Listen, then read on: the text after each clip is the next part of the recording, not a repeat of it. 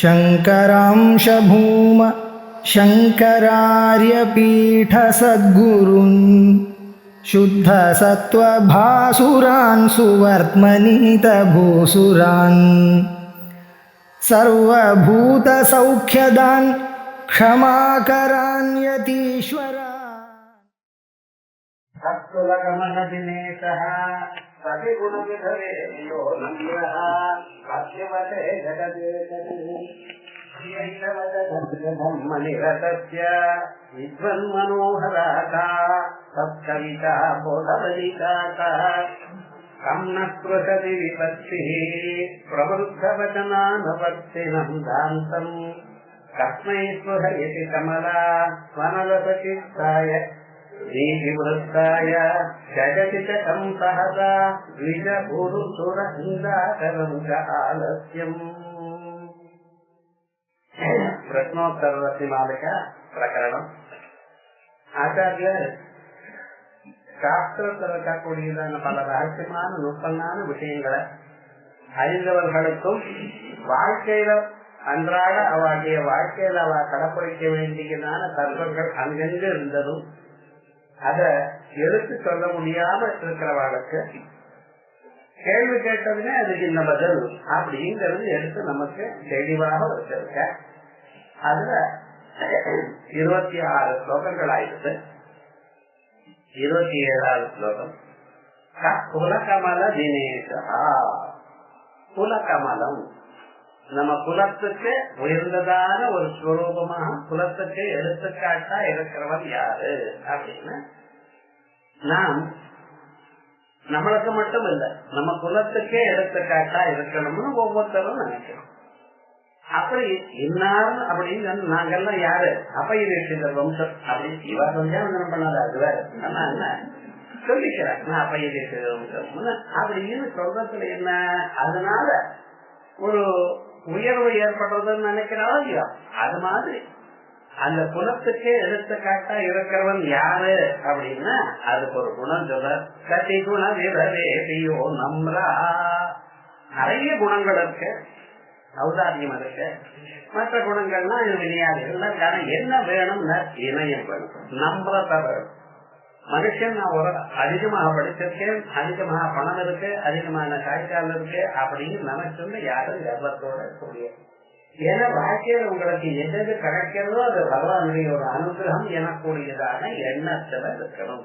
அப்படி இருக்கிற சொத்து என்ன ஆகுறதுன்னா எல்லோராலையும் அவரை ரசிக்க முடியாது, அவருடைய ஒரு சுரூபத்தை அடைய முடியாது. சில பேர் இருப்பா அவ என்ன அவளை நம்ம அடையவே முடியாது, கிட்டையே போக முடியாது. என்ன பிரயோஜனம்? சமுத்திரத்துல ஜலம் நிறைய இருக்கு, ஆனா ஒரு டம்ளர் ஜலமாவது உங்களால குடிக்க முடியுமா? அது மாதிரி இந்த பிரயோஜனம் யாரு வந்தாலும் அவளுக்கு ஒரு இணையத்தோட அவளுக்கு என்ன வேணுமோ அது சகாயம் பண்ணிட்டு அவளிடத்துல ஒரு பிரீத்தியோட அப்படின்னு பழக கட்டணும். எல்லா இடத்துலயும் தோஷம் இருக்கத்தான் இருக்கு. அதே விதமாக நான் தான் மொத்தத்தையும் நினைக்காதுங்க. உங்களை விட படிச்சவாளோ, உங்களை விட பணக்காராளோ, உங்களை விட அழகானவாளோ, உங்களை விட எல்லாத்திலையும் உயர்ந்தவாளோ உலகத்துல எத்தனையோ பேர் இருக்கா. இருந்தாலும் நாம எப்படி இருக்கணும், நமக்கு கொடுத்ததுல நமக்கு எதை கொடுத்தாலும் அதோட ஒரு வினயமா இருக்க கத்துக்கணும். அந்த நம்பரத்தா ஹியூமிலிட்டி இருந்தது ஆனால் மனுஷன் உயரான். ஆகையா குலத்துக்கு எடுத்துக்காட்டா இருக்கணும்னு சொன்னா அவன் எப்படி இருக்கணும் சார்? முதல்ல இருக்கக்கூடியது நம்பரத்தா இருக்கணும். இந்த உலகம் எல்லாம் யாருக்கு வசமாக இருக்கு, வசமாகும் அப்படின்னா வசமாகுதுன்னா என்ன அர்த்தம்? யாரிடத்துல மைத்திரி பாவத்தோட இருக்காரு, யாரும் அவன் மேல போச்சுக்காம இருக்க பத்தியா அப்படி நம்ம இருக்கணும். அதான் வசமுன்னு. எல்லாரும் உங்களுக்கு வசமா நீங்க சொன்ன மாதிரியே நடக்கணும்னு நினைக்க விடாது. அப்படி நினைக்கணும்னா அது நடக்காதுக்காரு. ஏன்னா ராமகிருஷ்ணாதி அவதாரங்கள்லயும் அவளுக்கு விரோதமா இருந்தவாளும் இருந்திருக்க பத்தியா உலகம் முழுக்க அவளுக்கு வசமாகணும்னு சொல்றது நடக்காது காரியம். எப்படிப்பட்டவாளா இருந்தாலும் ஒரு செட்டு விரோதிகள் இருப்பா. உங்களை போற்றவா 10 பேர் இருப்பாருங்கன்னா உங்களை இருக்கிறவா ஒரு 10 பேர் இருக்கத்தான் இருக்கலாம். ஆனா விவகாரம் என்ன, உங்களை பத்தி நல்ல அபிப்பிராயம் இருக்கணும். ரொம்ப பேருக்கு நிஜமா நல்லவர், அவரோட பழகினா க்ஷேமம் அப்படின்னு நினைக்கணும். அதுதான் வசம். நமக்கு தொந்தரவு கொடுக்காம இருக்கணும். இவர் நல்லவர் அப்படின்னு சொன்னா நமக்கு தொந்தரவு கொடுக்காம இருக்கணும். இதுதான் வசம்னு தெரிய எல்லாரும் நமக்கு வசியமா இருந்து நம்ம சொன்ன காரியங்கள்லாம் அவன் நடந்துக்கணுமோ நடத்தண்டே இருக்கணும்னு சொல்றது அது வசியம் இல்லை, அது நகம் இல்லை. அது ஏன்னா ஒவ்வொரு மனுஷனுக்கும் பகவான் தனித்தனியாக ஒரு மனசை கொடுத்திருக்க. ஒருத்தர் நீங்க சொன்ன பேச்சு கேட்கறான்னா எதுக்காக கேட்கற தெரியுமோ, நான் அவளுக்கு அதனால லாபம் இருக்காது கேட்கறேன். உத்தியோகத்துல பெரிய ஆபீசரா இருக்கா, நீ வேற சொன்ன பேச்சு கேட்கறாங்க, கேட்காத போனா உத்தியோகம் போயிடும் பயத்தினால்தான். பிரீதியோட பேசுறேன். பிரீதியோட கேட்கறவா யார் தெரியுமோ, நான் யார் இருக்கிற உயர்ந்ததான குணம் இருக்கோ எந்த குணம் வேணும் சார்? பிரியஹித வச்சனஸ்ய தர்ம நிரதஸ்ய பிரியஹித வச்சனம். எப்பொழுதும் 4 பேருக்கு நல்லது ஏதோ அதை சொல்லணும். ஏதோ பிரியமா இனிமையா பேசுறது மட்டும் இல்ல, இத பண்ணுங்க உங்களுக்கு க்ஷேமம் ஏற்படும். சாஸ்திரியமான விஷயம். அவளுக்கு எதை சொன்னா அது நல்லது ஏற்படணுமோ அதை சொல்லணும். அதை சொல்றது கூட எப்படின்னா பிரியமா சொல்லணும். இத பண்ணலன்னா அழிஞ்சு போயிடுவேன் அப்படின்னு சொல்லப்படாது. சர்வநாசமாயிடுவேன் அப்படின்னு சொன்னா ஏன்னா இந்த மனுஷன் போனாங்க எப்ப பார்த்தாலும் சைக்கிள்ல இருக்காரு நன்னா இங்க அப்படின்னா எப்படி சொல்லணுமா, இதை பண்ணுங்க சௌக்கியமா இருப்ப, இது நல்லது, இது என்ன பண்ணினா சௌக்கியமா இருந்தா அப்படின்னு அவளுக்கு என்கரேஜ் பண்ணிட்டே இருந்தா ஏன்னா சௌக்கியமா இருக்கும். எப்படி இருக்கணும், அவளுக்கு கெட்ட வழியில போக விடப்படாது, பொழுது போகாம இருக்கக்கூடாது. அவ எப்படி இருக்கணும்னா எதை பண்ணினா அவ முன்னுக்கு வரவாளோ அதை சொல்லணும். சாஸ்திரத்துல எதை சொன்னா அவளுக்கு நல்லது ஏற்படுமோ அதை சொல்லணும். சொல்லும் பொழுது அவளுக்கு பிரியமா சொல்லணும், இனிமையாக சொல்லணும், அவ ஒத்துக்கிறா போல சொல்லணும், அவ அதை பண்படுத்துறா போல சொல்லணும். அப்படி நீங்க பண்ணிட்டே வேலையானால் உலகமெல்லாம் உங்களை போற்றும்.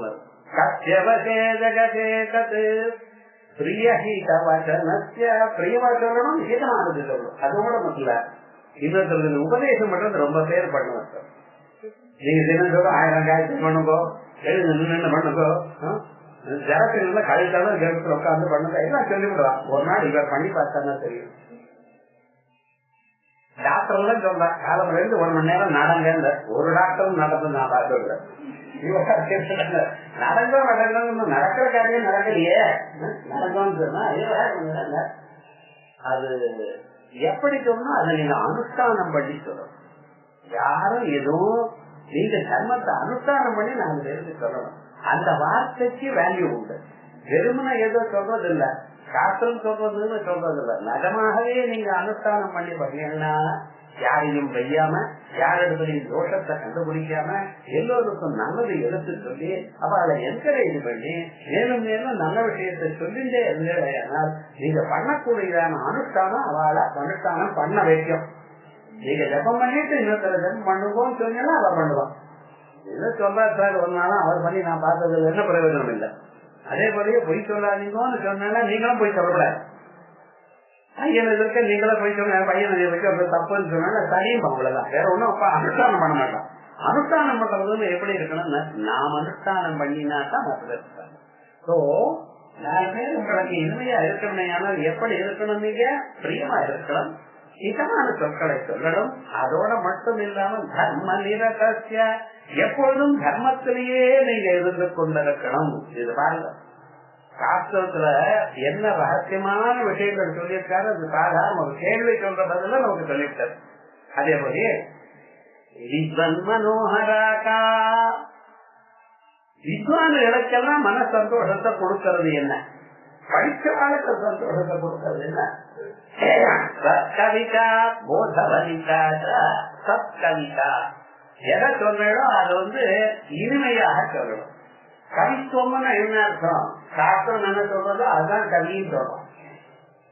முதல்ல கவி யாரு, வேதம் தான். கவிர்ம நீதி பரிபூத்வயம்பூ யாதா சத்யதோ அர்த்தம் யதா சாஸ்வதீத்யஸ்தமாப்யா. ஈசாவாக்கியம் சொல்றது கவின்னு சொன்னா பரமாத்மா தான். அதே மாதிரி கவியானவர் என்ன பண்ற, இனிமையாக சொல்றார். சாஸ்திரியமான சந்தியாவந்தனம் பண்ண அப்படி இருக்கணும் இப்படி இருக்கணும் அப்படின்னு கட்டாயம் எழுதுவது வேதம். வேதமானது அதுக்கு ஒண்ணும் இல்லை, இப்படிதான் பண்ணி ஆகணும், போய் சொல்லப்படாது அப்படின்னு அதட்டும்.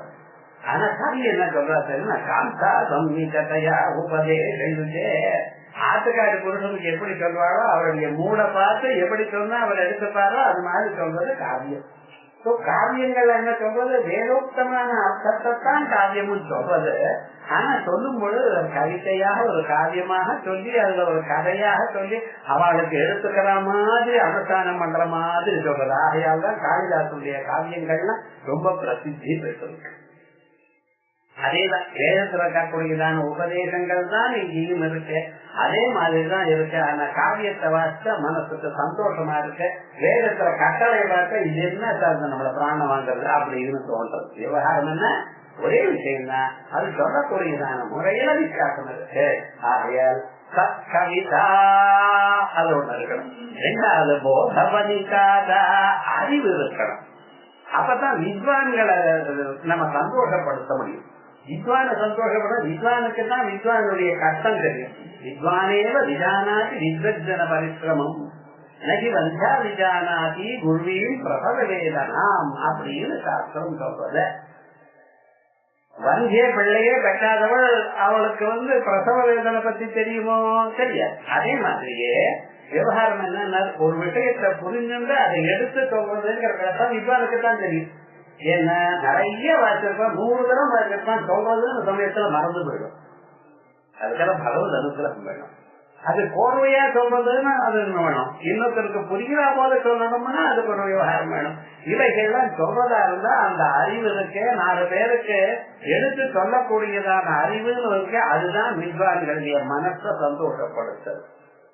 வித்வான சந்தோஷப்படுத்துறது ரொம்ப கஷ்டம். சாதாரண மனுஷனை சந்தோஷப்படுத்தலாம், படிச்சவனை சந்தோஷப்படுத்துறதுன்னு கஷ்டம். படிச்சவனை சந்தோஷப்படுத்துறதுன்னு என்ன இருக்கணும், சத்தவித வேணும், நல்ல அறிவு இருக்கணும். வித்வன் மனோகராகா சத்கவிதா போதவனிகா கண்ணஸ்ருதி விபக்தி இது இருக்கட்டும். வித்வான்கள் உலகத்தில் ரொம்ப குறைச்சல் தான், 1% கூட இருக்க மாட்டாங்க.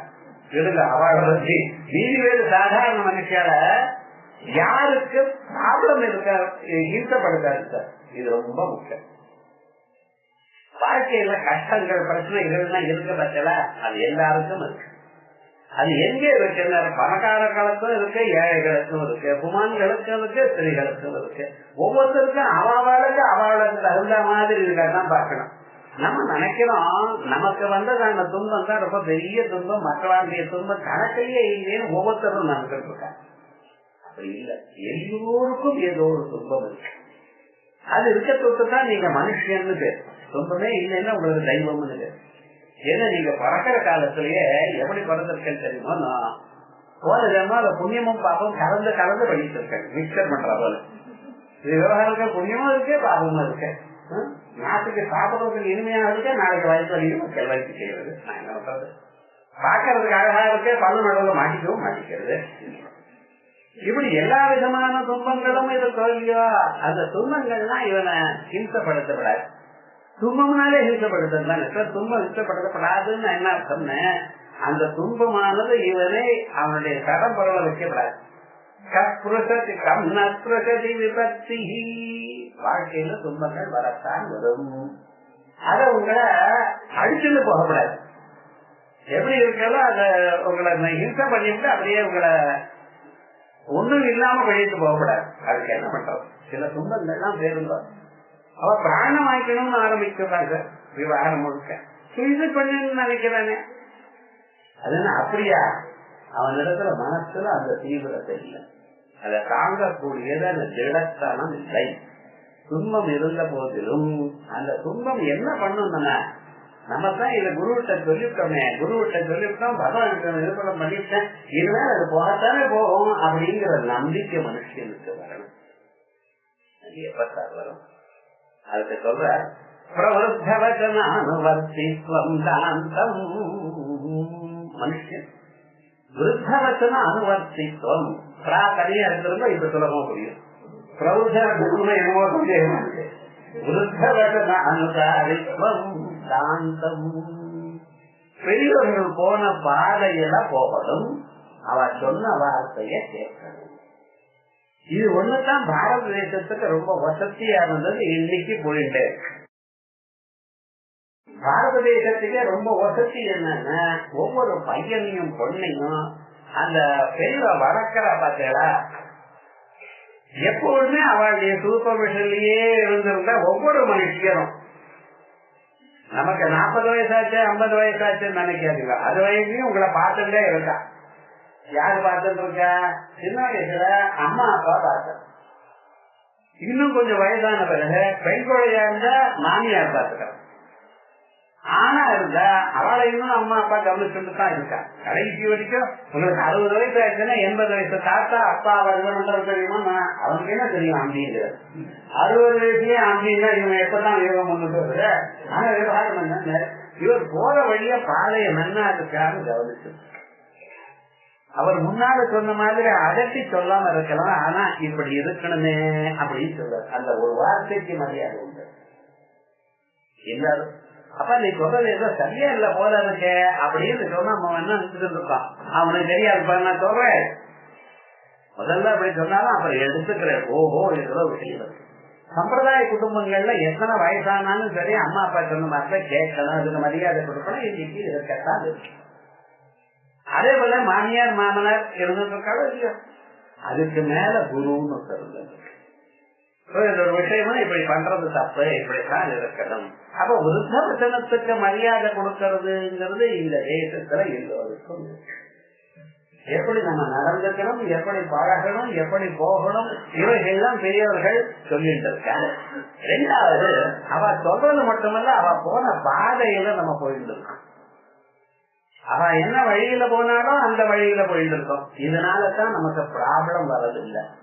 இப்ப பாருங்க, கிராமாந்தரத்துல வயல் இருக்கும், அந்த வயலுக்கு பக்கத்துல வரம்பு இருக்கும், அந்த வரம்புலதான் நடந்து போவார். அது இங்க இருந்து அங்க போகணுமையான அந்த வரம்புல அப்படியே சுத்திட்டு போறதா இருந்தாலும் அதுலதான் போவார்.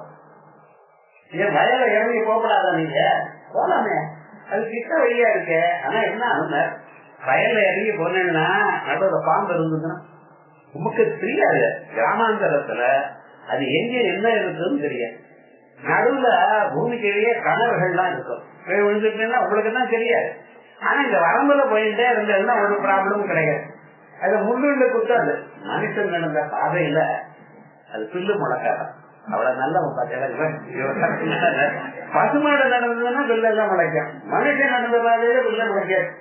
அது ஸ்மூத்தா தான் இருக்கான். விவகாரம் முழுக்க அதை வயசே போயிட்டு இருப்பான். என்ன அந்த வரம்புலயே போயிட்டு இருப்பதில்ல. அது மாதிரிதான் மனுஷன். எங்க அப்பா என்ன வழியிலோ அந்த வழியில் தான் ஒவ்வொரு ஆச்சாரத்திலையும் எங்க ஆட்ட வழக்கம் எது அப்படின்னு. இப்ப எங்க ஆட்ட வழக்கம் என்னன்னா, வரலட்சுமி பூஜை எங்க ஆத்துல இல்ல, கொடு எங்க ஆத்துல இல்லை. இதுதான் வழக்கமா வச்சுட்டு இருக்காளே தவிர பெரியவர பண்ண பாதையை நம்ம எப்படி அவ ராமாயணம் படிச்சிருந்தோம். நீங்க படிக்கிறீங்களா? இல்ல தாத்தா படிச்சுட்டு இருக்க காலமுறைன்னா ஒரு பக்கமாக படிச்சுட்டு தான் மற்ற காரியம் பண்றதுன்னு வச்சுட்டு நம்ம எடுத்துக்கிறோமோ. அதே போல பாகவதம் படிச்சுட்டு இருக்கா, எங்கேயாவது உபன்யாசம் கேட்டு டைமே கிடையாது சார். ஏதா காலமே போல ராத்திரி 2 மணிக்கு தான் வரும், மறுபடியும் காலமணில இருந்து மறுபடியும் போயிட்டே இருக்கான். இப்படித்தான் வாழ்க்கை போயிட்டு இருக்கு. இவங்களும் எக்ஸ்ட்ரா கரிக்குலர் ஆக்டிவிட்டிஸ் ஒன்னும் கிடையாது. 60 வயசு அந்த ரிட்டையர் ஆனவர் உங்களுக்கு என்ன தெரியும்னா ஒன்னும் தெரியாது. காசு நிறைய இருக்கு, அதை அனுபவிக்கவும் முடியாது. ஏன்னா உடம்புல இருக்கிற சக்தியெல்லாம் போயிட்டு காக்காது ஏதோ பண்ணிட்டு இருக்கிற என்ன லாபம்? அப்ப அது என்ன தெளிவா எந்த வழியில போனாலோ அவ எந்த வழியை சொல்லி கொடுத்தாலோ அதை அப்படி அனுஷ்டானம் பண்ணணும். இப்படி இருக்கலையானால் நமக்கு ஏதாவது கஷ்டம் வந்தாலும் என்ன சொல்றாரு குரு, இந்த பெரியவா பண்ண வழியில் தானே பார்த்துட்டு இருக்கேன், இந்த கஷ்டம் தான் உங்களை ஒன்னும் தாக்காது. பதில தைத்தரியோபனிஷத்துல சொல்லும் பொழுது எப்படி நீங்க இருக்கணும், ஏதத்திரம் பிராமணாத்திரம் அர்ச்சன யுக்தா யுக்தாக அலூக்ஷா கர்மகாமாஸ்யோ ஏதாவத்தேதன். அவ எப்படி நடக்கிறாளோ அப்படியே நீங்க நடந்துங்கோ. இன்னைக்கு அமாவாசையா நாளைக்கு அமாவாசையா, இன்னைக்கு தர்ப்பணமா நாளைக்கு தர்ப்பணமா கவலையே படாதீங்க. தர்மசாஸ்திரங்கள் உங்க ஊர்ல பெரியவா எப்படி பண்றா அப்படி பண்ணி போயிடுங்க. பகவான் என்ன சொல்றாருன்னா, பெரியவா போன பாதையில போன வழக்கு 100 மார்க் அது தப்பா இருந்தாலும். ஏன்னா விவகாரம் என்ன சொல்றது, நிர்ணயம் பண்ணக்கூடியதான யோக்கியதை இவருக்கு இல்லைன்னு யார் நிர்ணயம் பண்றாலோ அந்த வழியில தானே போகணும். எங்க வீட்டுல பாம்பு பஞ்சாங்கம் சார்னா, பாம்பு பஞ்சாங்கத்துல என்ன போட்டிருக்கோ அப்படியே பண்ண அது தப்பா இருக்கே சார். துர்கணித்துல பார்த்த கிராமம் இப்பத்தானே வரணும்ல, அதையே நீங்க பார்க்க உங்க ஊர் சம்பிரதாயம் எவ்வளோ நாங்கெல்லாம் இப்படித்தான் இருக்கோம். ஆர்காட்டில பாம்பு பஞ்சாங்கம் தான் அப்படின்னா பாம்பு தான். அது ரைட்டா தப்பான்னு பார்க்கக்கூடாது. ஏன்னா அப்படிதான் சாஸ்திரம் சொல்லு. தெளிவா போன பாதையில போங்க, உங்களுக்கு எப்பொழுதுமே ரட்சணம் உண்டு. யார் இப்ப என்ன ஆகும் தெரியுமோ, நமக்கு நம்ம போன பாதை சரிங்கிற ஒரு தைரியம் வரும். இப்ப அது இல்லையே, ஏதோ பண்ணிட்டு இருக்கோம் சார், இது ரைட்டா தப்பான்னு தெரியல, நான் பண்ணினதை கை கொடுக்குமா கொடுக்காத அப்படிங்கிற சந்தேகம் உங்களுக்கு வரவே படாது. நான் போன பாதை ரைட், நான் பண்ணினது ரைட், எங்க குரு சொன்னார் அப்படி பண்ணிட்டேன், அந்த தைரியமா ஒரு காரியத்தை பண்ணினேனால் அது நிச்சயமா உங்களுக்கு மனசு தைரியத்தை கொடுக்கும். மனோதைரியம் தான் எல்லா பிரச்சனைகளுக்கும் சமாதானம். நான் பண்றது ஒழுங்கா பண்ணிட்டேன், இதனால பகவான் கொடுக்க வேண்டியது அப்படின்னு நினைச்சுட்டால் நிச்சயமா உங்களுக்கு நல்லது நடக்கும். ஆகையால் கம்னி பத்தி பிரவச்சனானுவர்த்தித்வம், இரண்டாவது தாந்தம், புலநடக்க தெரியும். யாராவது சொன்ன டக்குன்னு கோவிச்சுக்கூடாது. யாராவது சொன்னா மனசு அங்கே போகணும் இங்கே போகணும், இந்த ஆளா பாயப்படுறதை நிறுத்திக்கணும். அதுக்கு என்ன காரணம் தெரியுமோ, நான் இதான் நம்பிக்கையோட இடத்துல வைங்க, பகவான் இடத்துல நம்பிக்கை வைங்க, ஆச்சாரிய இடத்துல ஒரு நம்பிக்கை வைங்க, நிச்சயமாக. அதான் சாந்தம்னு சொன்னா மனசை அடக்கிறதுன்னு, புலன்களை அடக்கிறதுன்னு கட்டி போடுறதா. கட்டி எதை போடணும்? கண்ணுக்கு கட்டி போடலாம், காலுக்கு வேணா பஞ்ச வச்சு அடைச்சு போடலாம், மூக்குக்கு என்ன பண்ணுவள், நாக்குக்கு என்ன பண்ணுவள், அது வாங்கி எது இருந்தாலும் ஒண்ணுமே நினைக்கிறதுக்கு முன்னாலே வாங்கி வாயில போட்டு இல்லை, சாப்பிடலாமா சாப்பிடக்கூடாத யோசனையே பண்றது இல்ல. அது கண்ணுக்கு தெரிஞ்சது எது வாங்கி போட்டுக்கிறோம். இலையில போடுறதுக்கு முன்னாலே அடுத்தது 4 பேருக்கு பரிமாறணுமே, எல்லாரும் சேர்ந்து ஒன்னா சாப்பிடணுமே கிடையாது. கிறிஸ்து வந்ததுதான் முதல்ல போட்டான் விவகாரம் முழுக்க. என்ன சுவாமின்னு அந்த நாக்கு அவ்வளவு வேகமாக மனுஷன் தூண்டுறது கட்டுப்பாட்டு இல்லை. நம்ம முன்னோர்கள் எல்லாத்துக்கும் கட்டுப்பாடுன்னு சொன்னால எதுக்காக சொன்னா இதுக்காகத்தான். உங்களுக்கு எந்த ப்ராப்ளமும் வரக்கூடாது. எல்லோருடையும் சேர்ந்து ஒன்னா இருப்போமே, ஆனால் ஒன்னா ஒரு செயலை பண்ணுவோமே, ஆனால் நமக்கு நல்லது ஏற்படும், தைரியம் ஏற்படும், மனசுக்கு ஒரு சந்தோஷம் ஏற்படும். அப்ப என்ன ஆகும், எந்த ஒரு கஷ்டம் வந்தாலும் அந்த கஷ்டத்தை தாங்கக்கூடியதான வலிமை உங்க மனசுக்கு வரும். இப்ப கஷ்டம் வராம உங்களால் தாக்க முடியாது, ஆனா கஷ்டம் வந்து அந்த கஷ்டத்தை தாங்கக்கூடியதான வலிமை உங்களுக்கு கொடுக்கறது இந்த 2. எது? பெரியோர்கள் சொன்ன நடைய வார்த்தையை கேட்கறது, அவ சொன்னதான பாதையிலேயே போறது, அதே போல புலன்களை அடக்கிறது. இது வேணும். இது இப்ப மாடர்ன் டைப்ல எல்லாருக்கும் சொல்லிக் கொடுக்கலாம். ஏன்னா எல்லாரும் என்ன நினைச்சுட்டு இப்ப எங்களுக்கு தான் பகவான் தனியாக ஒரு புத்தி கொடுத்திருக்காரு, அது பண்ணுவோம். தெரியவானா அந்த டைம் வேற சார். அவளுக்கு சந்தியாவந்தனம் பண்றதுக்கு எவ்வளவு டைம் இருந்தது தெரியுமோ அப்படிங்கிறாங்க. ரைட், அவன் சொல்றதுல சந்தேகம் இல்லை. ஆனா எவ்வளவு பொழுது நீங்க வேஸ்ட் பண்றீங்கன்னு தெரியறதோ இல்லையோ. உத்தியோகத்துல இருக்கிறவா கூட மீட்டிங் அனாவசியமா பேசிட்டு இருக்காத வேலை செஞ்சுட்டு இருக்கா. அது அவாவாடா கவனிக்கிறது. அதுக்குள்ள மாட்டிட்டோம் நம்ம, அது வந்து தப்பிச்சுட்டு வர முடியாது. ஆனா பெரியவர்கள் சொன்ன மாதிரி ஏதோ ஒரு சமயத்துல அதை பண்ணணும்னு நம்ம நினைச்சிட்டு இருக்கலாம் இல்லையோ. அந்த ஒரு எண்ணம் இருந்தாலே நிச்சயமாக நீங்க உங்களை சரிப்படுத்துவேன். உங்களை சரிப்படுத்திக் கொள்றதுக்கும் நல்ல காரியத்தை எல்லாத்தையும் பண்றதுக்கும் காரணம் வேற ஒண்ணும் இல்லை, உங்க மனசுல அதை பண்ணணுங்கிற எண்ணம் வேணும். இப்ப நம்ம என்ன பண்றோம், காலத்துக்கு தகுந்தா போல நம்ம இருப்போம் அப்படிங்கிற வழி வந்துட்டு. காலங்கிறது நீங்க சொன்னதுனால காலமா, நீங்க செஞ்சதுனால காலமோ இல்ல, காலமே உங்களை மாற்றி வைக்கிறதா? யாராவது காலத்தை இப்படி பண்ண அப்படி பண்ண யாராவது மாற்றி இருக்கோம் இல்லையே. பெரியவர்கள் எப்படி அவளுக்கு இந்த 24 மணி நேரம் தான், அவளுக்கு 48 மணி நேரம் தான் ஒரு நாளைக்கு இருந்தது இல்லையே. அது கூட தெரிஞ்சாலும் இல்லையோ, நமக்கு காசு மேல அவ்வளவு ஆசை. அது வேணும். எல்லா காசையும் சின்ன போயே சம்பாதிக்கணும். உத்தியோகத்துல போறன்னைக்கே ஹவுசிங் லோன் வாங்கிடணும். இப்படித்தானே போறா ஜனங்கள். கொஞ்சம் 40-50 வயசுக்கு தானே ஒரு வீடு வாங்கினீங்க. சின்ன வயசுல யோஜனை பண்ணி பாருங்க. இன்னைக்கு ஜனங்களுடைய பிரவൃத்தி எப்படி இருக்க. எல்லாத்தையும் ஒரே நாள் சம்பாதிக்கணும், ஒரே நாள் நான் தான் பெரியவனா நினைக்கணும். இப்படி ஆசைப்பட்டு அதுக்கு பின்னால ஓட்டிட்டு இருக்கா. அதனாலதான் கவலைப்பட்டு இருக்கா. ஒரு மனுஷன் எப்படி இருக்கணும், கம்னத்வகதி விபத்தி. விபத்தி கஷ்டம் யார தொடாது அப்படின்னா, கஷ்டம் வந்தாலும் அதுல அடிச்சுண்டு போகாம இருக்கிறவன் யாரு? பிரபுத்தவச்சன அனுவர்த்தித்வம் வர்த்தினம் தாந்தம் கஸ்மை ஸ்ருஹயதி கமலா. இதுக்கு அடுத்தது இங்க கமலான்னா வேற யாரும் இல்ல, மகாலட்சுமி தாயாருக்கு பேரு. கமலான்னு சொல்றதுக்கு என்ன, கமலான தாமரைன்னு ஒரு அர்த்தம், தாமரையில் வீட்டு இருப்பவள்னு அர்த்தம். லட்சுமியா அம்பாள். மகாலட்சுமி தாயார் யார கண்டா ரொம்ப இஷ்டப்படுறான். மகாலட்சுமி தாயார் இஷ்டப்படுறான்னு என்ன அர்த்தம், யாருக்கு நிறைய ஐஸ்வர்யங்கள் வருது. ஐஸ்வர்யம்னா பணங்காசு மட்டும் ஐஸ்வர்யம் இல்ல, அதை நினைக்க முடியாது. அஷ்டலட்சுமிகள் இருக்கு. முதல்ல தைரிய லட்சுமி, சந்தான லட்சுமி, அதே போலயே மற்ற லட்சுமிகள் ஐஸ்வர்ய லட்சுமி, தனலட்சுமி, தானிய லட்சுமி, இவைகள்லாம் இருக்கு. ஐஸ்வர்யம்னா வெறும் காசு காசு ரூபாய் மட்டும் நடந்தது. அதுக்கு மேல சங்குச்சிதமான அர்த்தத்தை தான் நாம் சொல்கிறோம். ஆனா எல்லாம் ஒரு மனுஷனுக்கு வரணுமே. ஆனால் ஐஸ்வர்யத்தை உட்பட ஐஸ்வர்ய லட்சுமி தனலட்சுமியை தான் நம்ம வசதியா நினைச்சிட்டு இருக்கோம். பழைய நாள்ல காசுக்கு மதிப்பு கொடுக்கல, அவ தானியத்துக்கு தான் மதிப்பு கொடுத்த. ஒவ்வொருத்தர் ஆசிரியம் ஒரு ரூம் முழுக்க இருக்கும். யோசனை பண்ணி பாத்தீங்களா? நீங்க என்ன அப்பப்ப 5 கிலோ 10 கிலோ அவ்வளவுதான் வாங்கிடுவேன், அதுக்கு மேல வாங்கினா கெட்டு போறது சாப்பிடுறோம். விவகாரம் என்னன்னா ஒரு ரூம் நெல்லுக்கு நிறைய நெல்லு போட்டு அதை வச்சுப்பா. அப்ப எப்ப வேணும்னா அப்ப கொஞ்சம் கொஞ்சமா இதை தந்து அதை குத்தி அதை சாப்பிட்டுருப்பா. ஒரே தடவை 50 பேர் உங்க ஆட்டுக்கு வந்தாலும் அவளை கஷ்டமே இல்லை.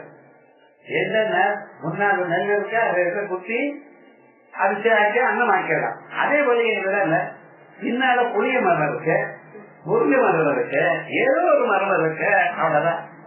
அவ்வளவு சுலபமாக எல்லாத்தையும் பண்ணிடுறது. காய்கறிக்காக அங்கே போகணும் இங்கே போகணும், வேலை எக்கச்சக்கமா போயிட்டு சார் என்னால தாங்க முடியல. ஒரு கவலையும் இல்லாம இருந்துட்டா வாழ்ந்துட்டா. ஏன்னா எல்லாமும் சித்தமா இருக்கு. அதே மாதிரியே இந்த ஐஸ்வர்யம் அப்படிங்கிறது பணம்ங்கிறத ஒண்ணு வச்சுன்றதுனால்தான் நமக்கு இவ்வளவு கவலையும் இருக்கு. காரியம் இருந்தது, மற்ற பதார்த்தங்கள்லாம் இருந்தது. எங்கே போனாலும் யாராத்திலையும் நிறைய பால் இருந்தது. ஒரு பசுமாடோ 2 பசுமாடோ இருக்கும். பசுமாடு இருந்ததுன்னா ஒரு கவலையும் உங்களுக்கு இல்லை. ஏன்னா பால் இருக்கா, தயிர் இருக்கா, வெண்ணெய் வருதா, நெய் வருதா, வேற என்ன வேணும் உங்களுக்கு? மோர் இருக்கா, வேற ஒண்ணும் இல்லைன்னா மோர் சாதம் விடலாம். ஒரு மாவோட ஊருக்கா அப்படிதான். கடைசியில நீ என்ன சாப்பிடுற இல்ல விசேஷமாக அது எதுங்கிறத தினந்தோறும் நம்ம சாப்பிடறத பார்த்து பாருங்க. ஏதோ ஒரு பதார்த்தம், அதுக்கப்புறம் ரசம் சாதம் மோதம் சாதம் தானே.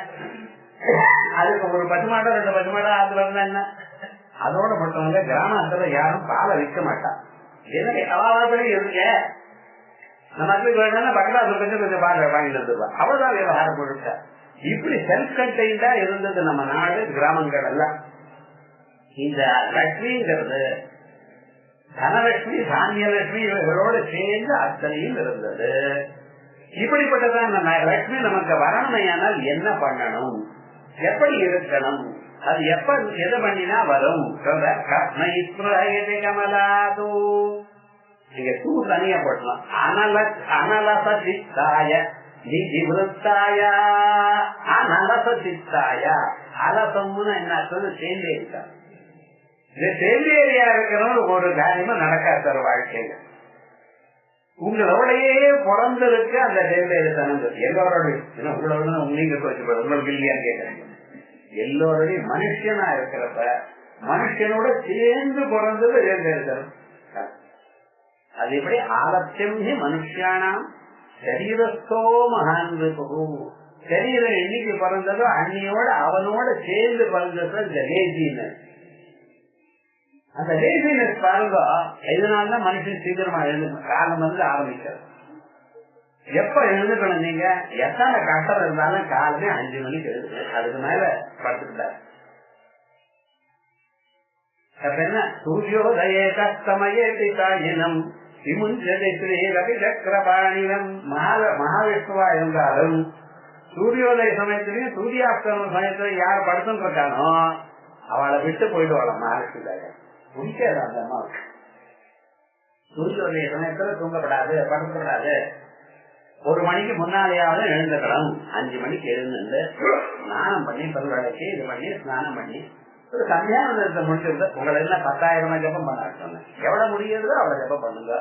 அந்த சமயத்துல ஃப்ரெஷ்ஷா இருந்ததுன்னா அப்ப நீங்க பண்ணிருந்தாங்க எல்லா செயலும் நன்றாக அமையும். ஜபம் பண்றதோ புத்தகத்தை படிக்கிறதோ வேற எதை பண்றதோ பர்ஃபெக்டா அப்ப பண்ண முடிக்கலாம். ஏன் தெரியுமோ நான் பிரகிருத்தியும் சாந்தமா இருக்கு. ஒரு 6:30 மணி 7 மணி ஆகட்டும், ரோட்ல பாருங்க எத்தனை பஸ், எத்தனை சவுண்ட் பொல்யூஷன் எக்கச்சக்கமா இருக்கிறது ஒரு 7 மணிக்கு மேல. யாருமே ஒரு 5ல இருந்து 6 மணி வரைக்கும் எவ்வளவு சாந்தமா ஆனந்தமா இருக்கு. மனுஷன் எப்ப எழுந்துக்கணும்னா 5 மணிக்கு எழுந்துக்கணும். இன்னும் மருத்துவம் சேர்த்து அவர் அநியாயம் பண்றது 3 மணிக்கு எழுந்துக்கணும். அது நிச்சயமா யாரும் பண்ணவே மாட்டான். நீங்க எழுதுமா சேர்ந்து போயிடுவாரு. அவர் 9ல இருந்து 3 மணி வரைக்கும் தூங்கணும். 6 மணி நேரம் தான் 1 மணிக்கு தூக்கம். ராத்திரி 9 படுத்திருந்தா காலையில 3 மணிக்கு எழுதுறோம். அது கொஞ்சம் கஷ்டமா இருக்கு.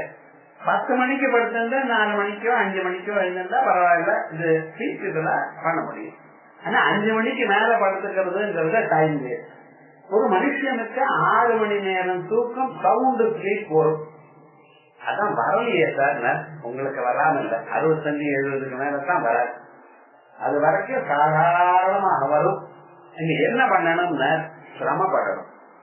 நமக்கு தான் அது இஷ்டமே இல்லையே. ரொம்ப பேர் எந்த டாக்டரை கேட்டாலும் சிடென்டரி ஹேபிட் அப்படிங்கிறார். நியாயமா அவர் தான் உட்கார்ந்துட்டே இருக்காரு. நானும் பாருங்க காலையில 3 மணி நேரம் சாயங்காலம் மணி நேரம் உட்கார்ந்தே இருந்துட்டு அசையாம உட்கார்ந்து இருக்கிறது அவசரம் தான். ஆனா எல்லாரையும் சொல்றது நீங்க ஒரு வேலையும் பண்ணலையோ, டாக்டர் பிடிக்கலையோ, அவரை வேலையா இல்ல. நம்ம சொல்றதுக்கு முன்னாடி நம்ம பண்றோமான்னு பாத்துக்கணும். அவ்வளவுதான். விவகாரம் என்னன்னு ரொம்ப பேர் பாருங்க, இந்த லேசினஸ் ஒண்ணு இருக்கு பாத்தீங்களா, இந்த சேர்த்து இருக்கணும். அது அதோடய வந்து இது நமக்கு எப்படி தெரியும்னு கேக்குறேன். ஏதாவது ஒரு லெட்டர் வந்தா எழுதி போடுவோம் நினைக்கிறோம், ஒரு 10 நாள் ஆகும் பதில் சொல்றது. ஏதாவது ஒரு காரியத்தை பண்ணணும்னு நினைச்சிருப்போம், அது பண்ணிட்டு இருக்கோமா, பண்றதுக்கே ஒரு 10 நாள் ஆகும். தலைக்கு மேல வந்தப்பறம் ஐயோ வந்துருச்சேன்னு பண்றங்களே தவிர பார்த்துருக்கோம். இது நம்மளே நம்ம கவனிச்சுக்கணுமே தவிர உங்களை சேர்ந்தேரின்னு இன்னொருத்தன் சொல்லி நடக்காது. ஏன்னா என்னுடைய சேர்ந்தேரி எனக்கும் தெரியாது, இன்னொருத்தனுக்கும் தெரியாது. கடைசியில ஏதாவது ஒரு காரியம் முன்னாலேயே பண்ணிருக்கலாம் அப்படின்னு இருந்து தலைக்கு மேல வந்ததுல அவசியம் பண்ண வேண்டியதான நிர்பந்தம் வருது பார்த்தா. இதனாலதான் தெரியுது ஓ மனுஷனுக்கு சேர்ந்தேரித்தனம் அது இல்லாம இருக்கு. மகாலட்சுமி தாயாருக்கு பிடிக்காததான காரியம் என்ன, சேர்ந்தே இருக்கணும். ஆனால சச்சித்தாயா, அதுக்கப்புறம் நீதி விருத்தாயா, நீதி விருத்தம் எத்திக்ஸ் எப்படி சொல்றதோ அப்படி நடந்துக்கணும். இதுக்காகத்தான் நீதி சாஸ்திரங்கள் நிறைய இருக்கு. எல்லா புராணங்களையும் நீதி சாஸ்திரம் நீங்க எப்படி வாழணும்னு சொல்றது. அதே வழியே பர்தஹரி நீதி சாஸ்திரம் எழுதியிருக்க, அது போராத குறைக்க ஒரு பர்வா முழுக்க பாரதத்துல தான் சொல்லியிருக்க. அனுசாசனிக்க பர்வான்னு அந்த அனுசாசனிக்க பர்வா முழுக்க சாந்தி பர்வா அனுசாசனிக்க பர்வான்னு 2. இதுல சாந்தி பர்வாங்கிறது முதல்ல இருக்க. பாரதம் வீட்டுல வாசிக்கப்படாது, அண்ணன் தம்பி சண்டை வரணும் சொல்ற. இப்ப வாசிக்காத வீட்டுல சண்டையே இல்லையோ, அவன் தான் நிறைய சண்டை போட்டுருக்கான். இவனால வாசிச்சுட்டு சண்டை போடுறான், அவன் வாசிக்காம சண்டை போடுறான். இனிமே அந்த கவலையே வேண்டாம் உங்களுக்கு. ஏன்னா இருக்கிறதே ஒத்தம் தானே, அண்ணாவாச்சு தம்பியாச்சு, ஆனா ஒண்ணும் கிடையாது, ஒரே ஒருதான். அதனால தாராளமா வாசிக்கலாம். ஆனா பாரதத்தை வாசிக்கிறதுன்னு எப்படின்னா, பாராயணமா யாரு வாசிக்கிறாளோ அவ ஆதிபர்வால் வந்து வாசிக்கப்படாது. நாமெல்லாம் அப்பப்போ ஒரு புத்தகத்தை பாக்கிறவாளுக்கு ஆதிபர்வால் வந்து வாசிக்கணும், எங்க இஷ்டமா இருந்தா அங்க வாசிக்கிறோம். ஆனா அதுக்கு ஒரு பாராயண கிரமமா வாசிக்கிற பார்த்தா அப்படி வாசிக்கிறவா ஆதிபர்வால் வந்து வாசிக்கிறது சம்பிரதாயம் இல்லை. அது எங்க இருந்து வாசிக்கணும், சாந்தி பர்வால் வந்து வாசிக்கணும். சாந்தி பர்வா வரைக்கும் வாசிச்சு விட கடைசியில சாந்தி பர்வா வந்து நிறுத்தி பண்ணும். அதே போல பிரவச்சனம் பண்றதும் சாந்தி பர்வால் வந்து ஆரம்பிச்சு சாந்தி பர்வால் முடிக்கணும். யாருக்கு எல்லோருக்கும் இல்ல, அது சங்கல்ப பூர்வகமாக பாராயணம் பண்றேங்கிறவாளுக்கு அது. அதுல சாந்தி பர்வாவில எல்லா விதமான தர்மங்களும் சொல்லியிருக்கு. தர்மங்கள் என்ன, ராஜ தர்மம் என்ன, பிராமண தர்மம் என்ன, வர்ணாசிரம தர்மம் என்ன, ஸ்ரீ தர்மம் என்ன, சன்னியாசி தர்மம் என்ன, இப்படிப்பட்டதான தர்மங்கள் நிறைய யாராருக்கு எது எப்படி அவ வாழ்க்கையில் அமைச்சுக்கணுங்கிற விவகாரம் முழுக்க சாந்தி பர்வாவில் இருக்கு. அப்பதான் மனசாந்தியா வாழலாம்னு. அதுக்கப்புறம் அனுசாசனிக பர்வாவில் நீதியை சொல்லியிருக்கு. எதிக்ஸ், மாரல் இவைகள்லாம் சொல்றது அனுசாசனிக பர்வா. அந்த அனுசாசனிக பரவாயில்ல ஒவ்வொரு நீதிக்கும் தனித்தனியே ஒரு கதை சொல்ல ஆரம்பிச்சுட்டார் பீஷ்மாச்சாரியா. பக்கத்துல கிருஷ்ண பரமாத்மா நிக்கிறார், அவர் எல்லாத்தையும் கவனிச்சுட்டு இருக்கா. விவகாரம் முழுக்க அடாடா இத்தனை நாள் போட்ட விட்டுன்னா இவர்கிட்ட கதை கேட்கலாம். கதை கேட்கறதுங்கிறது பார்த்தீங்கன்னா கதை சொல்றதுங்கிறது ஒரு ஆர்ட். சில பேர் சொன்னா அதுக்கு கண்ணு காது மூக்கு நாக்கு வச்சா கூட என்ன அடுத்தது என்ன ஆகுமோ அப்படின்னு கேட்கறா போல கதை சொல்ற பார்த்தேவா. அது மாதிரி பீஷ்மாச்சாரியர் அந்த விஷயத்தை ரகசியமாக யாருக்கும் தெரியாம கதை வழியாக உள்ள போக்க கொள்கிறார். உத்தவமான கிரந்தம் அப்படி. அது நீதி விருத்தா இவன் அந்த எத்திக்ஸோட நீதியோட வாழலாம் பார்த்தா. அப்படி வாழறவனாங்கண்டா மகாலட்சுமி தாயாருக்கு ரொம்ப இஷ்டமா என்ன பண்ணும், நிறைய ஐஸ்வர்யங்கள் வந்து சேரும். கமலாது அனலச சித்தாய நீதி விருத்தாய படிக்கிறது. அனல சசித்தாயான்னு படிக்கிறது. அனலச சித்தாயா, அனலசம்னா சேந்தேரித்தனம் இல்லாதான சுறுசுறுப்பா இருக்கிறவன் அது வேணும் சார். எல்லா வீடுலயும் மனுஷனுக்கு சுறுசுறுப்பு இருக்கிறான். போய் தீர்த்தத்தை கொண்டு வாங்க, இவனே போய் தீர்த்தத்தை கொண்டு வந்துருவான். அவ்வளவுதான். என்ன அந்த மாதிரி எழுந்துல போய் அங்க போய் வரத்துக்குள்ள அது கூட நடுவில் ஏதாவது வரும். டிவி பார்த்துட்டே ஒரு 10 நிமிஷம் தீர்த்தம் தானே கேட்டா இது என்ன கொஞ்ச நேரம் காதல் இருக்கணும். இதுக்குள்ள பிராணம் போயிட்டு அது விவகாரம் நடந்த அப்படி சொன்ன பேச்சு கட்டளை பண்ணிவிடணும். சில பேர் பெரியவர்களுக்கெல்லாம் இதோ ஈக்குறது ஏதாவது ஒரு சொன்னான்னு வச்சுங்களேன், அது அப்பவே அவளுக்கு பண்ணிவிடணும். நம்ம மாதிரி ஒரு 10 நிமிஷம் லேட் ஆயிடுச்சுன்னா பொறுக்க மாட்டாரு விவகாரம் முழுக்க. இது ஒண்ணு ஞாபகம் வச்சுக்கலாம். பெரியவர்னா யாரும் இல்ல, 80+ வச்சுக்கோங்க, நானும் சின்னவாழ்னு வச்சுக்கோங்க. ஏன்னா இந்த பெரியவாளுக்கெல்லாம் ஒரு சுபாவம் என்னன்னா, சின்னவாள் சொன்னதுமே ஏன்னா அதுக்கப்புறம் பண்ணுவாள் பண்ணக்கூடாதா பண்ண மாட்டாளோன்னு தாங்க முடியாது அவளால். இந்த சுறுசுறுப்புங்கிறது இருக்கணும். சொன்னதையே கட்டளை பண்ணிடணும்னு எதிர்பார்ப்பானா அவ. அதனால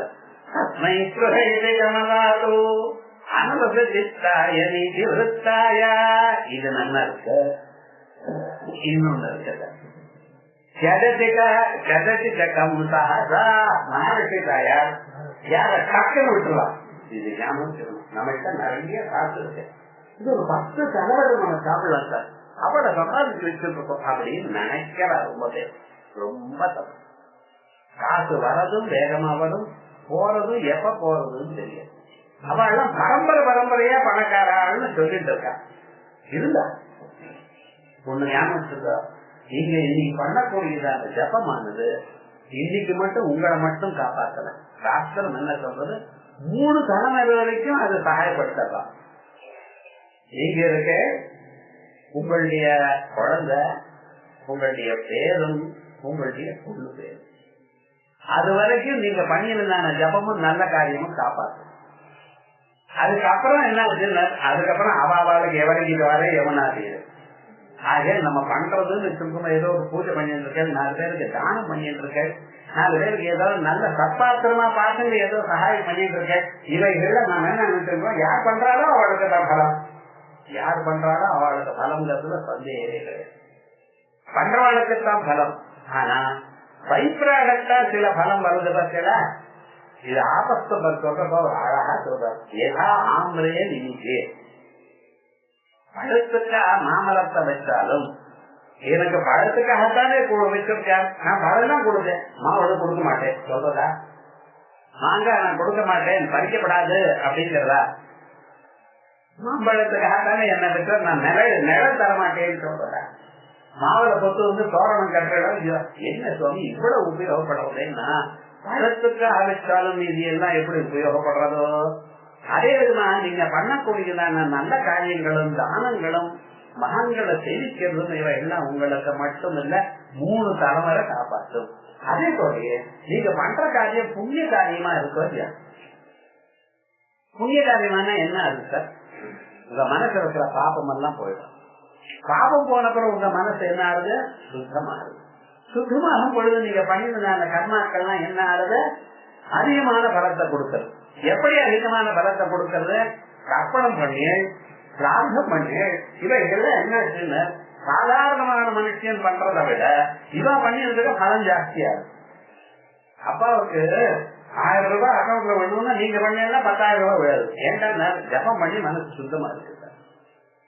விவகாரம் என்ன, நீங்க பண்ணக்கூடியது உங்களுக்கு மட்டுமில்ல, உங்க அப்பாவுக்கும் அப்பாவுக்கும் அவர் அப்பாவுக்கும் உபயோகப்படுறது. மேல 3 தலைமுறை, கீழே 3 தலைமுறை. ஏன்னா ஆசப்தமாம் லோகா 7 தலைமுறை காப்பாற்றுறதுங்கிறதா இல்லையா. 7 தலைமுறை ஒரு 7 தான். உங்களுக்கு மேல உங்களுக்கு கீழே, மேல 3 3 கீழே 3, ஒரு தடவை 7 தலைமுறை காப்பாற்றுறது நீங்க பண்ணிருந்தாங்க. ஜபமும் தானமும் நல்ல காரியம். கோயிலுக்கு போய் அம்பாவை பார்த்து வந்து நல்ல காரியம் பண்ணி 4 பேருக்கு சகாயம் பண்ணி வேதாத்தியனம் பண்ணவளுக்கு சகாயம் பண்ணி இதெல்லாம் அவ திருப்தி அடையறாங்கிறது அப்படி இருக்கட்டும். இது என்ன, உங்களுக்கும் பலத்தை கொடுக்கறது, உங்களுடைய முன்னோர்களுக்கும் பலத்தை கொடுக்கறது, உங்களுக்கு பின்னால இருக்கிறவர்களுக்கும் பலத்தை கொடுக்கறது. அதுக்காக என்ன பண்ணணும், நம்ம நினைச்சிட்டு இருக்கோம். ஓஹோ சௌக்கியமா இருக்கு சார், 4-5 தடவை அவ பணக்காரங்க, எல்லாம் பணக்காரங்க. ஒரு ஸ்டேஜ்ல இருந்தவங்களும் இவங்க எல்லாம் போயிடுச்சு சார். என்ன ஆச்சு, அதை ஒழுங்கா பண்ணல. நம்ம பெரியவர்கள் பண்ண காரியத்தை நம்ம பண்ணணும். பண்ணாத போனாலும் எங்காக்கிற வரலட்சணம் இருந்தா வழக்கம் இல்லையேன்னு சொல்லாதுக்கு வழக்கம் எடுத்துக்கோ.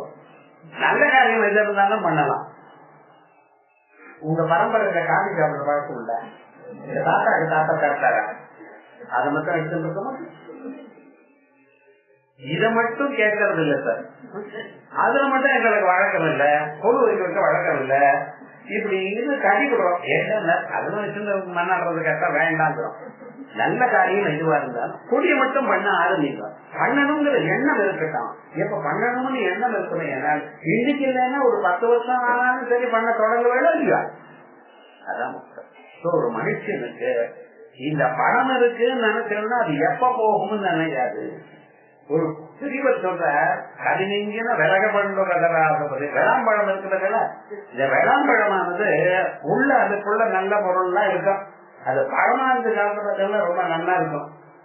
அது பழமா இல்லாம காயா சாப்பிட்டோம்னா ஒரே இருமல் வந்துடும். ஞாபகம், அது பழமா இருக்குன்னு அந்த பழம் வந்த பிறகு அந்த வெள்ளத்தோட சாப்பிட்டோம்னா அதுக்கு ரொம்ப விசேஷமா சொல்லியிருக்காரு. என்ன ஞாபக சக்தி வளருமா இந்த வெளாம்பழத்துக்கு. அதனாலதான் பிள்ளையாருக்கு நீங்க பண்ணிட்டு இருக்கேன், வெளாம்பழத்தை நிகழ்ச்சி பண்ணிட்டு. பிள்ளையாருக்கு வெளாம்பழம் ஏன்னா யானை தலை இருக்குன்னு நினைச்சான் இல்ல, பிள்ளையாருக்கு 2 சக்தி இருக்கு. அதான் என் ஆத்துக்காரின்னு சொல்லிட்டோம்.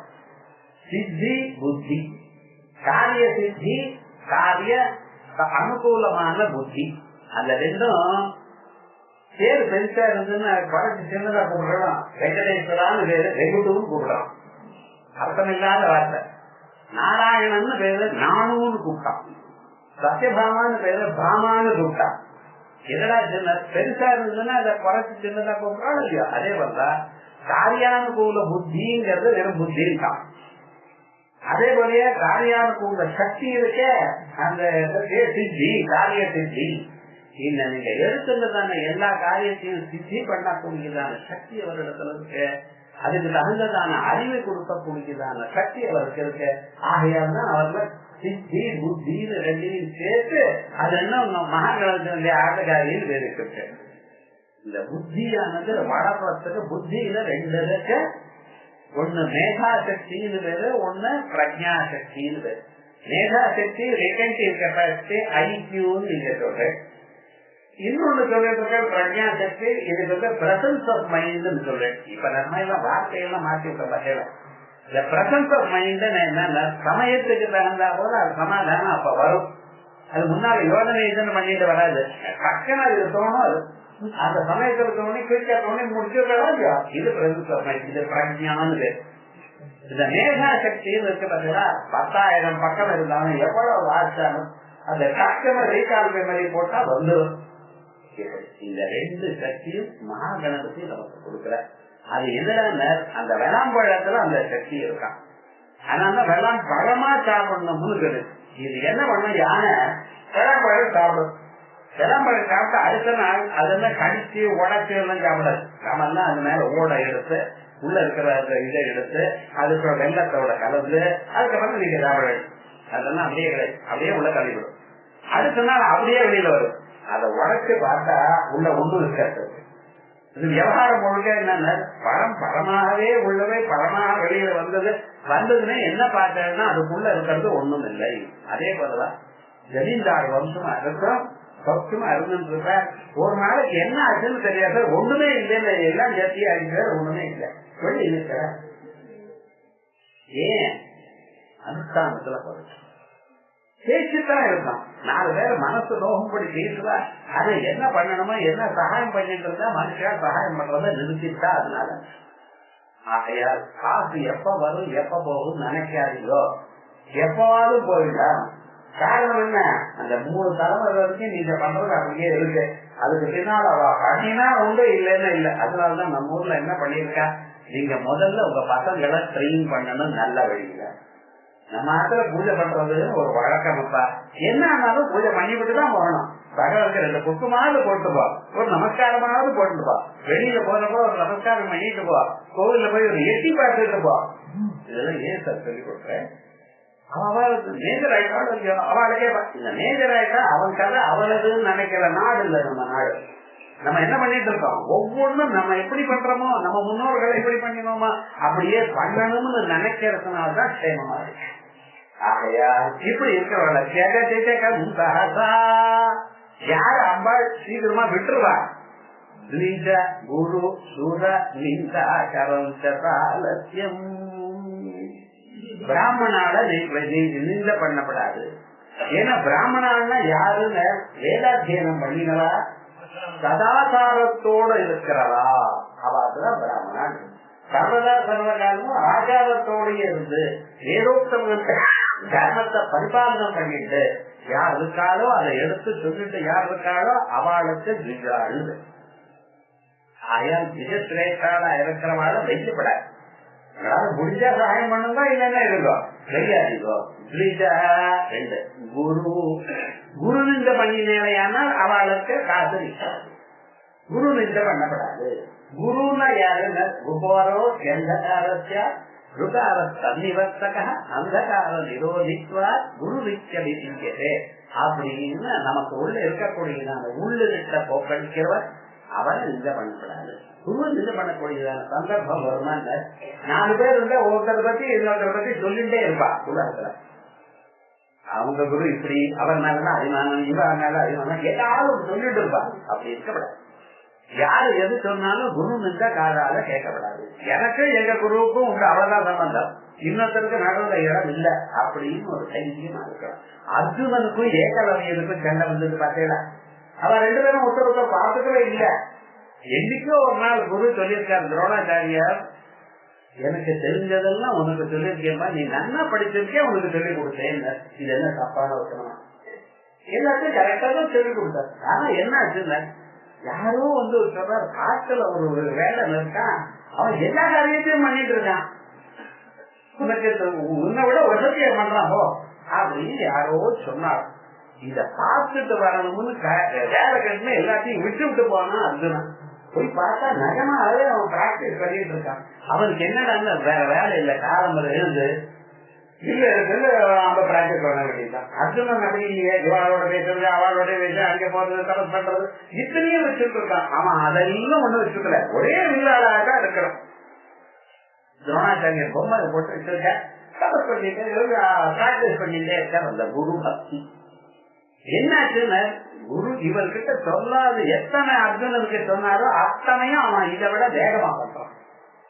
அத்தனை அர்ஜுனன் ரொம்ப கோபம் உண்டு. ஒரு குரு யாருன்னு கேட்டார், அங்கே பொம்மை காமிச்சு இவர் தான் அப்படின்னா, அடாடாடா இந்த குருவான நம்மகிட்ட சொல்லி சொன்னாரு சாட்சிய, எல்லாத்தையும் உனக்கு சொல்லித்தாரே, உனக்கு ஈக்குவலா யாருமே இல்லைன்னு சொன்னாரே, இப்ப தெரியாம இருக்கு அவரை சொல்லி கொடுத்தார். எப்படி அந்த காலம்னு சரியா இல்லைன்னா அந்த குரு மேல அவ்வளவு கோபம் உண்டு. நேரா குரு விட்ட ஏற்படுமே இப்படி எல்லாம் பண்ணிருக்கல, நீங்க என்ன ஏமாத்திருக்கல. ஏன் அர்ஜுனனுக்கு தனக்கு சமமா எண்ணத்தில் இருக்கப்படாதுன்னு எண்ணம் இல்ல. ஒருவேளை அவன் அந்த பக்கம் தெரிஞ்சு விட்டான்னா நமக்கு எப்படிங்கிறவா அது முதல்ல. இன்னொரு எப்பவுமே சொல்றேன், இன்னொருத்தர் ஏதாவது சொல்றதோ இல்ல இன்னொருத்தர் மேல தப்பு கண்டுபிடிக்கிறதுன்னா அந்த தப்பு ஒரு ஸ்மால் அமௌண்ட் நம்ம கிட்ட இருக்கோம். இது என்னடா அர்ஜுனன் இப்படி அவன் அந்த சத்துருக்கள் மேல இருக்கக்கூடியதான் அந்த கோபமும் குரோதமும் இப்படி நினைக்க தோணிச்சு. குருட்ட இப்படி சொன்னார். குரு சிரிச்சுட்டார். ஏண்டாப்பா, யாரு நதியில ஜலம் இருக்கு, ஜலம் போயிட்டே இருக்கு, நீங்க சின்ன சொம்பு எடுத்துனதே ஜலத்தை இருக்கு, அப்புறம் இன்னொருத்தர் குடம் எடுத்துனதே ஜலம் இருக்கார், இன்னொருத்தர் லாரியில மோட்டர் போட்டு ஜலம் எடுக்க, யாருக்காவது நான் கொடுக்க மாட்டேன்னு சொல்லுவேன். இது நதி தப்பா யாரு தப்பு? நீங்க சின்னதா சொம்பு எடுத்துன்னு பாருங்க, அவ்வளவுதான் வாங்கிட்டேன். அதுக்காக அப்படி இல்லை. அவன் நான் சொல்லி கொடுக்கணும்னு இல்லப்பா, என் இடத்துல பக்தியை செலுத்தி அவன் அவ்வளவு பிராக்டிஸ் பண்ணிருக்கான். அந்த நீயும் பிராக்டிஸ் பண்ணா அதை விட வேகமா வர போறது. காலையில போன போய் அங்க பார்த்ததுமே என்ன தெரியல, நிஜமாவே அவருக்கு குருவுக்கே ஆச்சரியமான அளவுக்கு அவ்வளவு தபஸ் பண்ணிட்டு இருக்கான், அவ்வளவு பிராக்டிஸ் பண்ணிட்டு இருக்கான். ஆச்சரியப்பட்டு போயிட்டார். ஆனா அவர் நினைச்சார், இது எப்பவுமே முன்னுக்கு வருவார், எவ்வளவு தடுக்க முடியாது. யாருக்கு குருபக்தி அசங்கரமான குருபக்தி இருக்கோ அதுக்கு தகுந்ததான ஒரு அபியாசம் இருக்கோ, அபியாச கவுந்தேஜ அவன் எல்லாத்தையும் சேமத்தாடைவார். ஆகிய ஒன்னு நிறுத்த முடியாது. இருந்தாலும் இவனுக்கு ஒரு சந்தோஷத்தை கொடுக்கறேன்னு சொல்லி அவர் கேட்டாங்க, குரு தட்சிணை கொடுங்க, எதை வேணாலும் என்னையே கொடுக்க தயாருட்டான். எல்லாத்தையும் கொடுக்க தயார் அப்படின்னு வலது கை கட்ட வரல கொடுங்க. என்ன அதை கொடுத்துட்டா அதுக்கெல்லாம் அவன் அம்ப போட முடியாது. நினைச்சல சரியா கேட்டிருக்காரு எங்க குரு. அவனை அழிக்கிறது மனசுல எண்ணம் படுத்தான், இனிமேல் அவன் போட முடியாது அப்படின்னு நினைச்சா அர்ஜுனன்.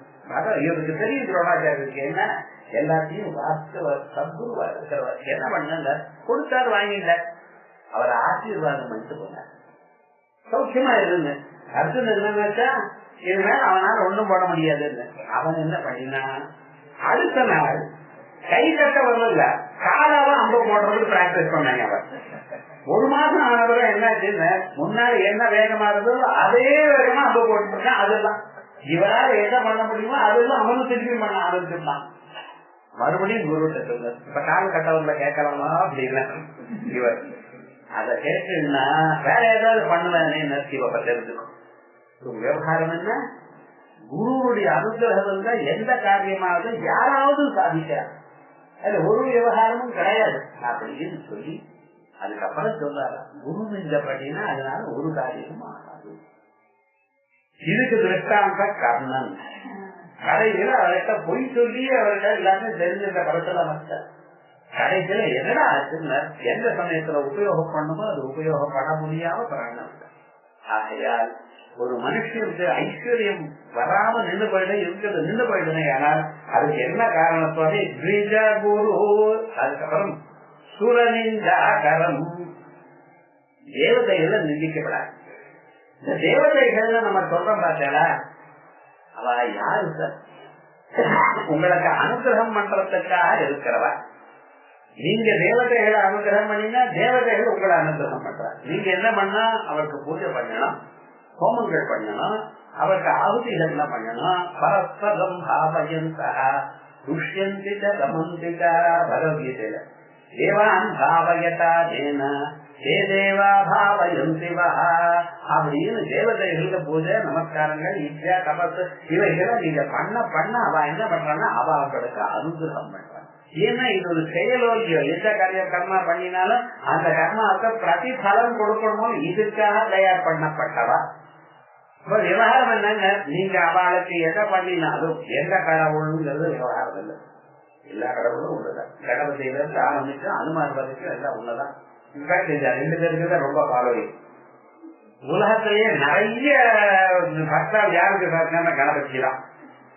அதே மாதிரியே நிறைய பக்தர்கள் அடுத்ததா யாருக்குன்னு அனுமாருக்கு தான். ஏன்னா சிப்ப பிரசாத் ஒருத்தர் சாட்சாத் பரமேஸ்வரன், ஒருத்தர் இன்னொருத்தர் பரமேஸ்வரனுடைய அவதாரம். அனுமார் பரமேஸ்வரனுடைய அதே மாதிரியே பரமேஸ்வரனே தான் மகாத்மா அம்பாள் பார்த்தாலாம். பார்த்ததுமே அந்த பரமேஸ்வரனுடைய உருவம் கணபதிய மாறி போயிருக்கான் அப்படின்னு விசேஷமா சாட்சாத் அதனால்தான் அந்த கணபதிக்கும் அனுமாருக்கும் அவ்வளவு விசேஷமான ஒரு பிரயோஜனம் பலம். ஏன்னா சிப்ர பிரசாதியும் இல்லையோ சக்கர பலத்தை கொடுத்துருவார். அப்படி எந்த கடவுளையாவது நீங்க பூஜை பண்ணலாம், உங்களுக்கு எது இஷ்டமா அன்னைக்கு சில பேருக்கு ஒருத்தருக்கு இஷ்டம். ஒரு 6 மாசம் கிருஷ்ணனை பூஜை பண்ணலாம், 6 மாசம் அங்க இருக்கிற ராதாதேவியை பூஜை பண்ணலாம். ஈரான ஒரு அம்மா இருந்தா சர்வதாசன் வாழ்க்கையில எவ்வளவு கஷ்டம் வந்தாலும் சரி அந்த பகவானையே நான் கிருஷ்ணன் தான் எனக்கு தெய்வம்னு வச்சுட்டு இருந்தேன். ஒரு நாளைக்கு அவ வீட்டுக்கு மகான்கள் வந்திருந்தார், சன்னியாசிகள்.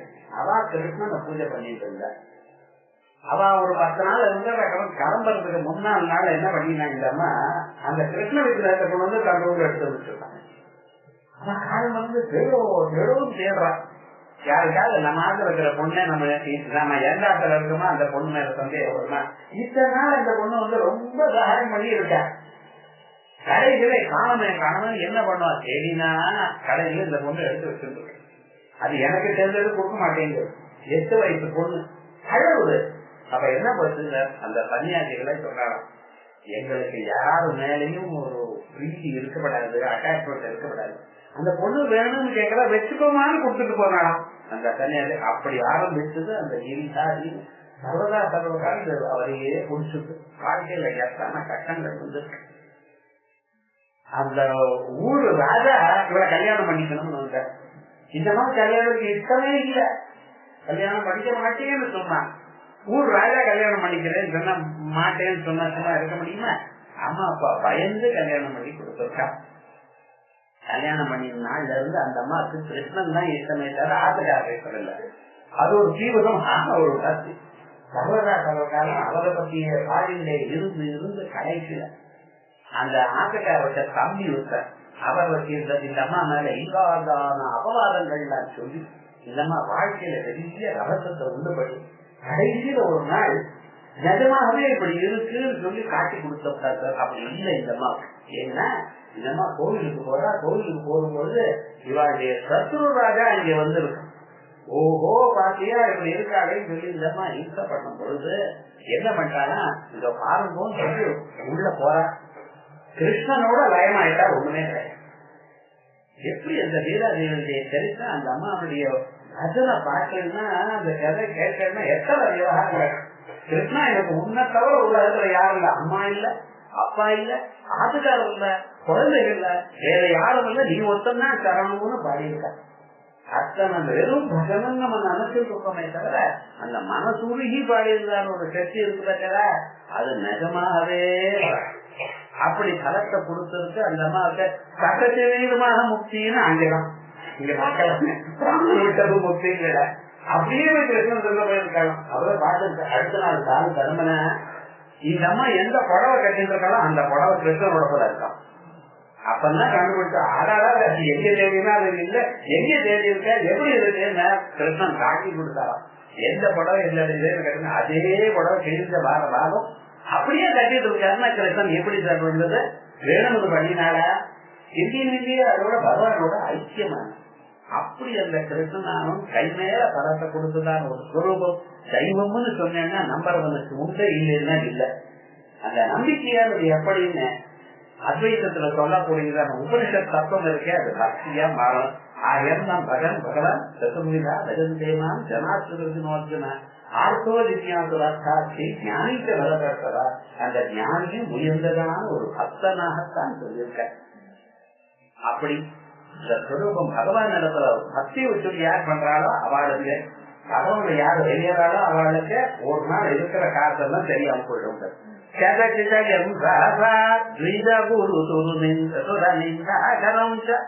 ஆலத்தியம்